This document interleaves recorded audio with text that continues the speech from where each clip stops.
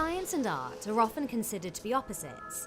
However, both rely on observation and synthesis, taking what is seen and creating something new from it. Our society could hardly exist without either. And when the two come together, our culture is enriched, sometimes in unexpected ways. CBMNet, or the Crossing Biological Membranes Network, to give it its full title, is no stranger to collaboration.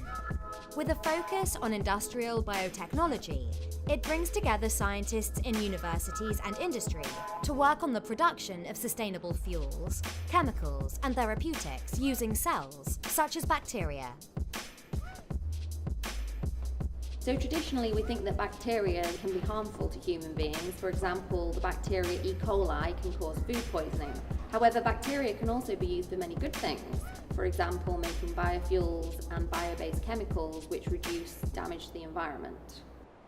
The heart of the research carried out by CBMNet uses bacteria and works out how we can use them to benefit society. So our network has over 800 members from industry and universities who work together with the common goal of engineering these bacteria to help us. I'm Jeff Green. I work at the University of Sheffield and I'm involved in a network in industrial biotechnology that's sponsored by the BBSRC called Crossing Biological Membranes. Bacteria cells are separated from the outside world by a biological membrane, in much the same way that skin protects our bodies. For a bacteria cell to operate effectively, nourishment in the form of substrates, such as sugar, must pass through this barrier. These are then converted into products, like ethanol, for example, which is used as a biofuel and released via the membrane. So if you kind of imagine a factory, any kind of factory, maybe a car factory, raw materials have to be converted into parts. So these could be, metal panels or engine components or seats. And those parts enter the factory through the factory gate and go onto the production line.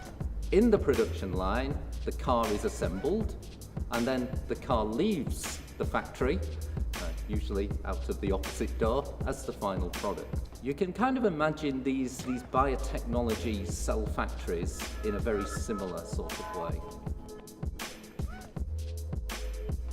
Festival of the Mind has given CBMNet a perfect opportunity to develop a prominent piece of artwork, to raise awareness of how nature can be engineered to benefit society, by giving the public a glimpse inside the hidden world of bacteria cells. So it was important for us that we work with an artist who understood the science behind our network. Therefore, it made sense to ask Florence Blanchard, who has a background in microbiology, to work with us on this project. A project that she recently did with the University of Sheffield reminded me of the dynamics of the cell membrane, and I thought she'd be perfect to work with us on this project.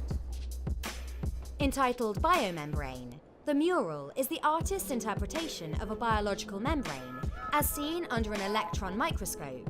Depicting abstract molecular landscapes, Florence's work questions our idea of visual perception, and the unique mural created especially for the festival is no exception.